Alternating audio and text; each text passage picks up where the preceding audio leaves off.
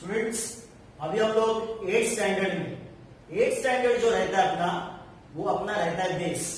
किसके लिए बेस रहता है? For the 10th standard. क्योंकि मोस्ट ऑफ द, अगर आप अपना टेक्स्ट बुक देखते हो तो उसमें जितने भी चैप्टर्स है वो ऑलमोस्ट आपको हर एक सेक्शन में डिवाइड किए। अभी उसमें कौन कौन से सेक्शंस है आपके टेक्स्ट बुक में? उसमें सेक्शन है, कुछ चैप्टर्स है जो केमिस्ट्री के रहते हैं। अभी केमिस्ट्री यानी क्या? ओके, इसका आपको ज्यादा नॉलेज नहीं रहेगा क्योंकि हम लोग जब 7th स्टैंडर्ड तक सीखते हैं तो इतना कुछ एक्सप्लेन करके दिया नहीं रहता कि केमिस्ट्री क्या है, फिजिक्स क्या है। ओके, तो आपका जो टेक्स्ट बुक है 8th स्टैंडर्ड का, उसमें अलग अलग सेक्शन वाइज उन्होंने चैप्टर्स को इंक्लूड किया। ओके, तो उसमें केमिस्ट्री है, फिजिक्स है, बायोलॉजी है, एनवायरमेंटल स्टडीज है। अभी आप बोलोगे केमिस्ट्री यानी क्या है?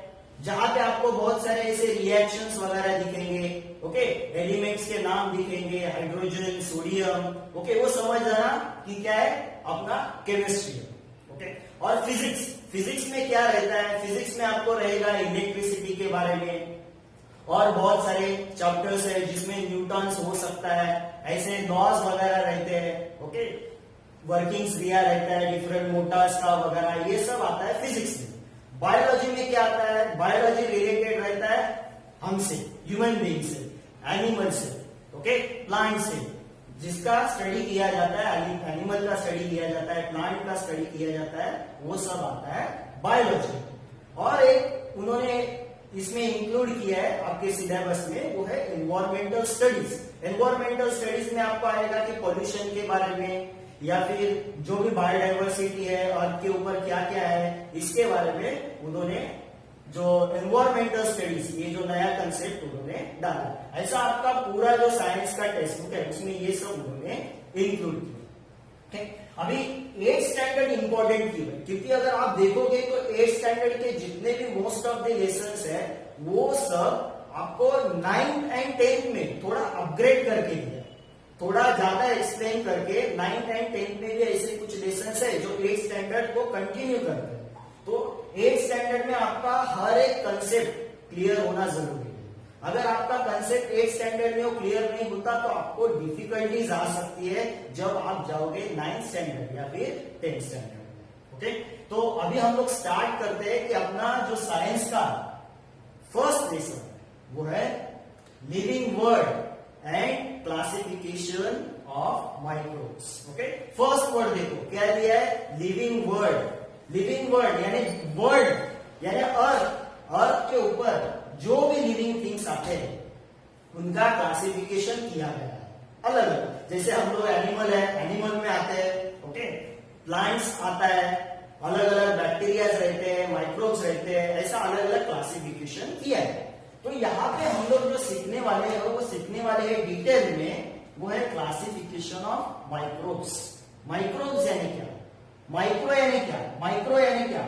माइक्रो यानी छोटा, माइक्रो यानी छोटा।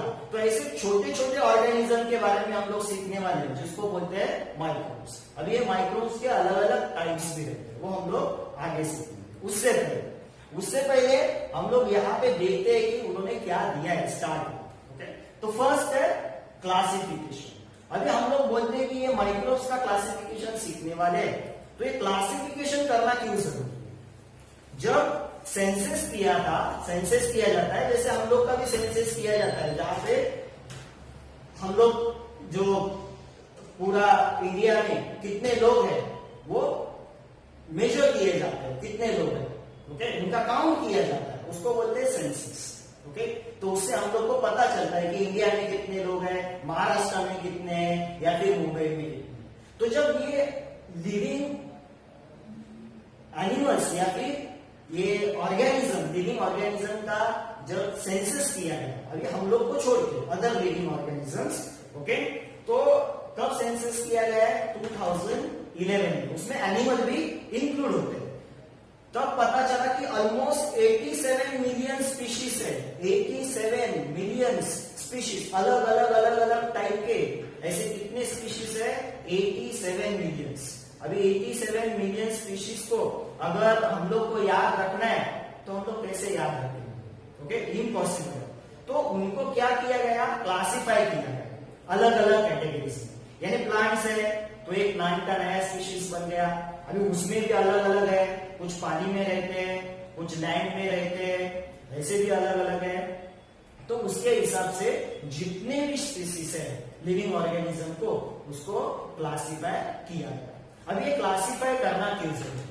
क्लासिफाई करने से क्या होता है, वो इजी होता है हम लोग को स्टडी करने के लिए। जो भी अगर हम लोग क्लासिफाई करके स्टडी करते हैं, जैसे कि हम लोगों ने एक अगर एग्जाम किया, हम लोगों ने एक क्लासिफिकेशन किया कि मंडे को मैं ये पढ़ूंगा, ट्यूसडे को ये पढ़ूंगा, ऐसा अगर हम लोग क्लासिफाई करते हैं तो क्या होता है, हम लोग को वो चीज करने के लिए आसानी होती है।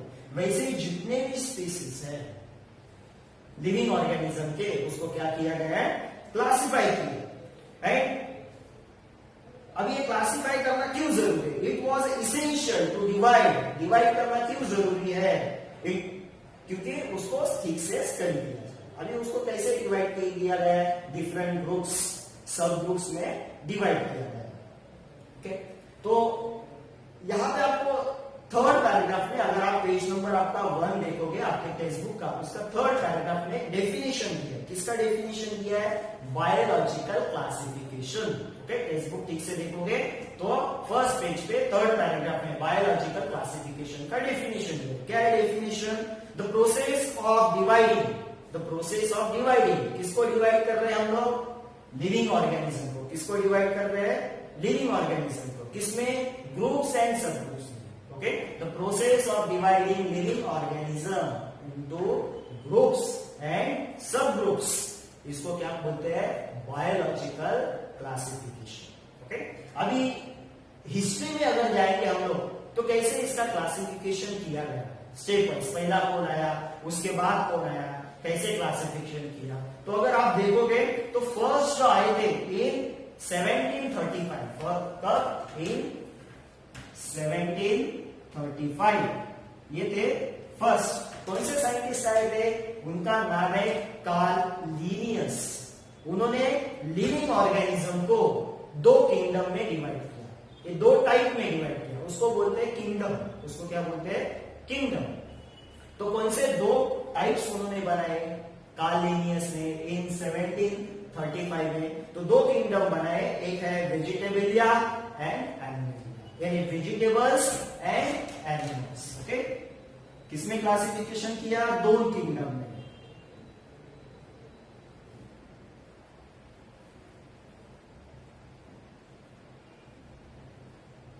ओके, वेजिटेबलिया एंड एनिमलिया, इन 2 किंगडम में लिविंग ऑर्गेनिज्म को क्लासिफाई किया। उसके बाद सेकेंड जो साइंटिस्ट है जिन्होंने क्लासिफिकेशन करना स्टार्ट किया, वो साइंटिस्ट थे हेक्कल नाम के साइंटिस्ट थे। कब आए थे? 1866 में। हेक्कल नाम के, सब टेक्स्ट बुक में दिया हुआ है आपको। ओके, 1866 में हेक्कल नाम के साइंटिस्ट है। उन्होंने लिविंग ऑर्गेनिज्म को 3 किंगडम में क्लासिफाई किया। कितने किंगडम में? 3। कौन सा 3? Protista, plant and animals. Protista, plant and animal, ये 3 किंगडम में उन्होंने क्लासिफाई किया। नेक्स्ट, उसके बाद इन 1925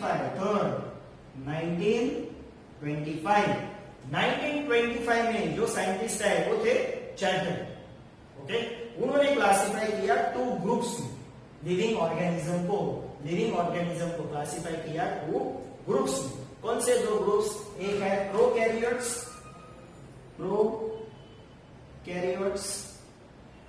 और दूसरा है यूकैरियोट्स।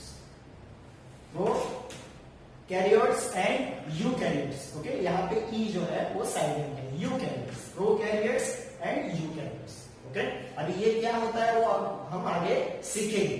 उससे पहले ये 2 ग्रुप्स में उन्होंने क्लासिफाई किया। किसने क्लासिफाई किया? चैटन। ओके, उसके बाद 4 इन 1938 में एक साइंटिस्ट है, ओके, पोपलैंड आए। उन्होंने 4 किंगडम बनाए लिविंग ऑर्गेनिज्म के। कितने किंगडम बनाए? 4। Monera, Protista, plant and animal. Monera, Protista, okay, plant animal. तो 1735 में कौन आए? Carl Linnaeus. 2 kingdom, Vegetabilia, Animalia. Next 1866 में कौन आए? हेक्टर। कितने? 3, प्रोटिस्टा, प्लांट, एनिमल। उसके बाद 1925 कौन आए? चार्टर। 2 ग्रुप्स में, प्रोकैरियोट्स, यूकैरियोट्स। उसके बाद 1938 में ओके कौन आए? कोपलैंड। उन्होंने 4 में डिवाइड किया, 4 किंगडम में डिवाइड किया है लिविंग ऑर्गेनिज्म को, Monera, Protista, plant and animal. Okay, ऐसे अलग अलग साइंटिस्ट आए और उन्होंने ट्राई किया लिविंग ऑर्गेनिज्म को क्लासिफाई करने के लिए। जितने भी लिविंग ऑर्गेनिज्म है उनको अलग अलग कैटेगरी में क्लासिफाई करने के लिए। मगर सबसे ज्यादा वर्ल्ड वाइड जो एक्सेप्टेड है क्लासिफिकेशन वो किसका है? वो है रॉबर्ट विटैकर का। किसका है? रॉबर्ट विटैकर। उन्होंने क्लासिफिकेशन कब किया? 1969 में उन्होंने एक क्लासिफिकेशन का थ्योरी दिया 1969 में। और उन्होंने कितने किंगडम बनाए? 5 किंगडम बनाए। कितने किंगडम बनाए? 5। अभी उनके 5 किंगडम कौन सा है? फर्स्ट है मोनेरा, नेक्स्ट है प्रोटिस्टा, नेक्स्ट है फंगाई, नेक्स्ट है plant and last animal. Okay, plant and animal ऐसा उन्होंने लिखा है। ओके, तो जल्द ये कौन है? रॉबर्ट विटैकर।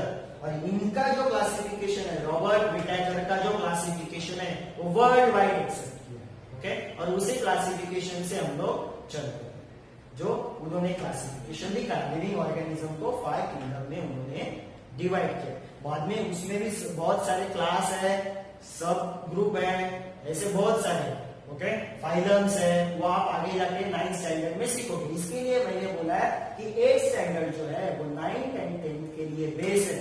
तो ठीक से आपको ये साइंस समझ के लेना है। अगर ये समझा नहीं तो आगे जाके आपको बहुत सारे डिफिकल्टीज आएगा। ओके, तो रट्टा नहीं मारने का है, अंडरस्टैंडिंग से पढ़ने का। ओके, और इजी वे से। अगर आप ऐसा याद रखोगे, सिर्फ आपको यहाँ पे लिखना है कि साइंटिस्ट का नाम किसी, ओके, ऐसा शॉर्ट फॉर्म में लिखते जाओगे तो बराबर आपको याद रहेगा। ओके, तो ऐसे बहुत सारे साइंटिस्ट हैं। ये जो साइंटिस्ट था वो है रॉबर्ट विटैकर, जिन्होंने 5 किंगडम में लिविंग ऑर्गेनिज्म को क्लासिफाई किया है। और ये सब जगह वर्ल्ड वाइड एक्सेप्टेड है। वर्ल्ड वाइड क्या है? एक्सेप्टेड। ओके, अभी नेक्स्ट जो है इसमें ये क्लासिफिकेशन में अभी क्राइटेरिया क्या था? अभी क्लासिफिकेशन किया है तो कुछ तो क्राइटेरिया रहेगा। अभी हम लोग के पास सब्जी है, फ्रूट्स है, ओके, और कुछ चीजें है, तो हम लोग क्या करेंगे? सब्जी बाजू में निकालेंगे, फ्रूट्स बाजू में निकालेंगे, और कुछ चीजें रहेंगी ग्रोसरीज उसको बाजू में निकालेंगे। तो कुछ तो क्राइटेरिया है उसके पीछे कि हम लोग उसका डिवीजन कर रहे हैं या फिर उनको डिवाइड कर रहे हैं, क्लासिफाई कर रहे हैं। तो क्या क्या क्राइटेरियाज देखे गए क्लासिफाई करते वक्त? क्या क्या क्राइटेरियाज देखे गए? तो क्या क्राइटेरियाज देखे गए क्लासिफिकेशन करते वक्त? क्या क्राइटेरियाज देखे गए?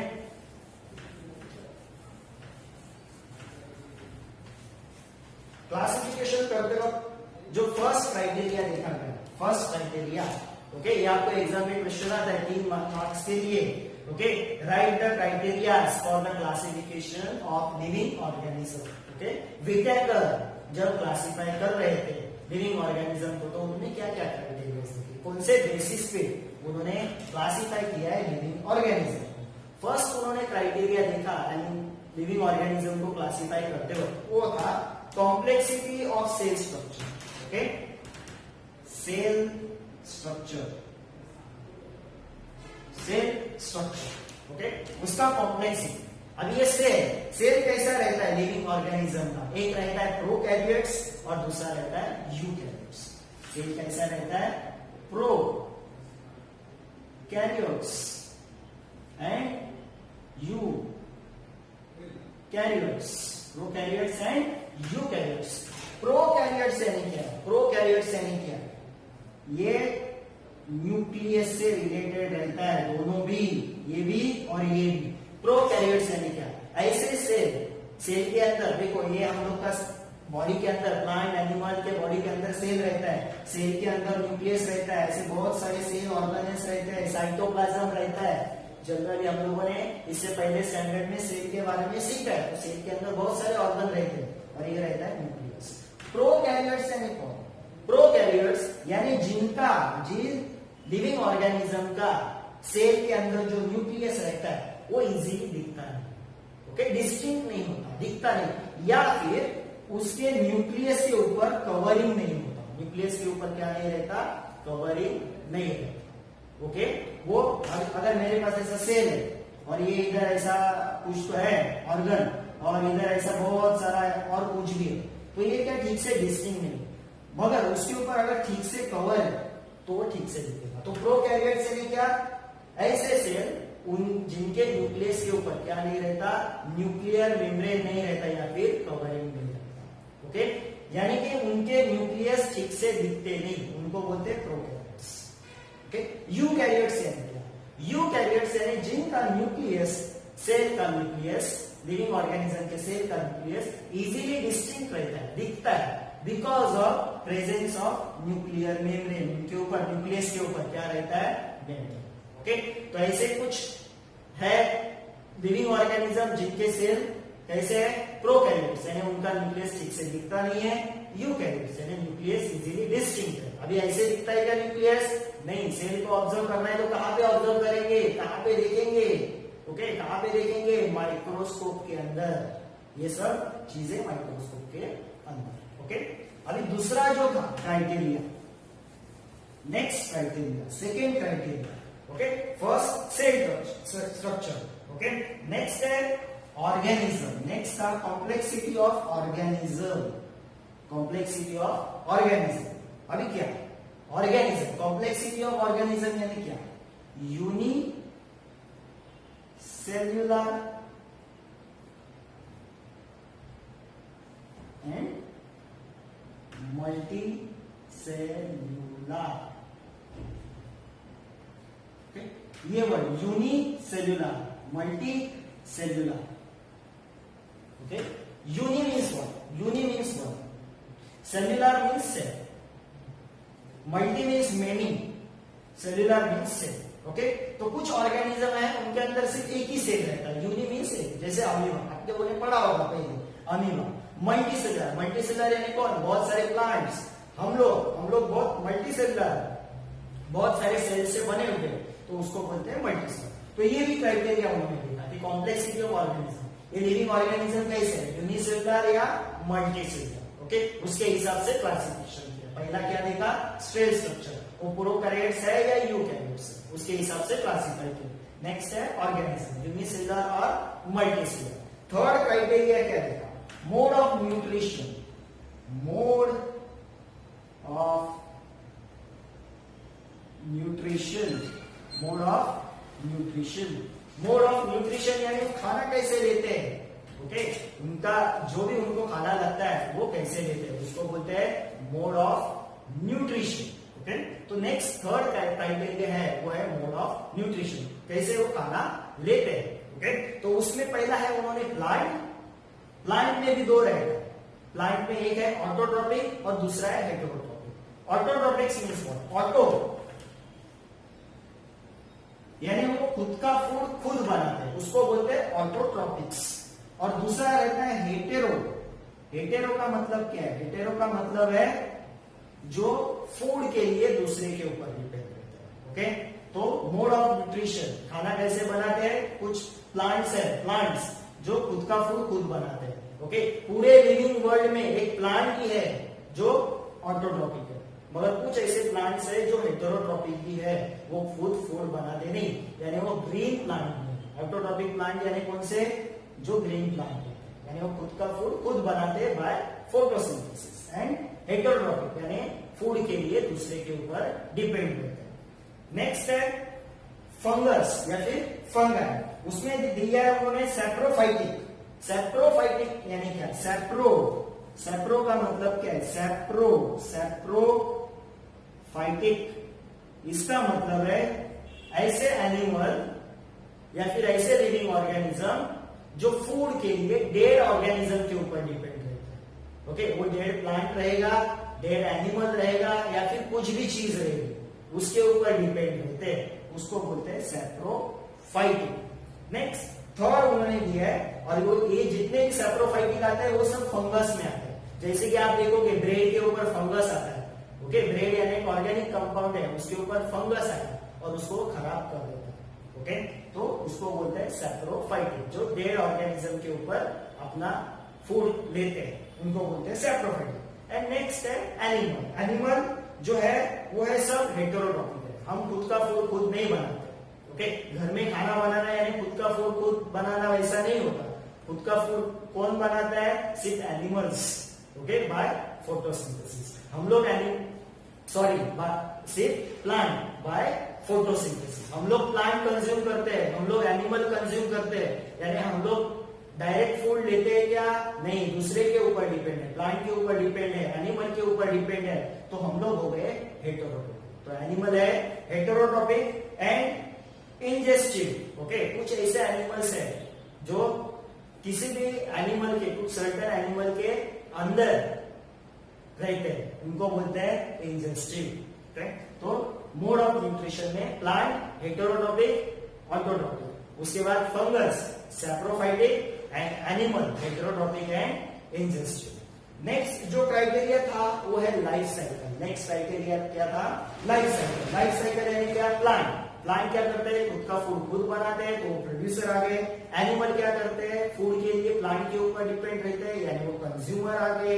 एंड नेक्स्ट फंगस है। फंगस क्या करते हैं? डेड बॉडीज से अपना फूड लेते हैं और उसको डिग्रेड करते हैं, डिकम्पोज करते हैं। ओके, तो वो हो गया लाइफ साइकिल। एंड लास्ट है फाइलोजेनेटिक रिलेशनशिप। फाइलोजेनेटिक का मतलब क्या है? फाइलोजेनेटिक यानी एक ग्रुप का दूसरे ग्रुप से रिलेशन, उसको बोलते हैं फाइलोजेनेटिक रिलेशनशिप। ओके, एक ग्रुप का दूसरे ग्रुप से रिलेशनशिप। अभी कैसा रिलेशनशिप?